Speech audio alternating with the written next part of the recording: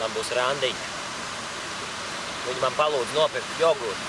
Viņai garšo jogurts. Īstenībā man pat liekas, ka tas ir vienīgais, kas viņai garšo.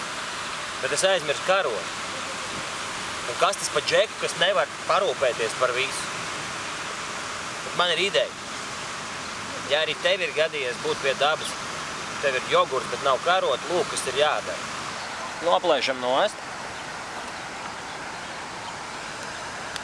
Protams, nelaižam zudumā, jo šeit arī ir garšīgs jūsu iecienītais jogurts. Un tad gluži vienkārši sākam locīt. Jā, šādi. Šādi. Un uztaisam nedaudz tādu formiņu. Nu, lūk. Un mums ir karot.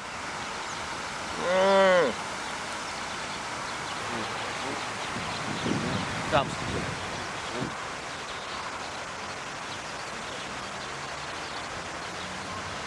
Kas tas pa džeku, kas meitenei iedod pusapēstu jogurtu?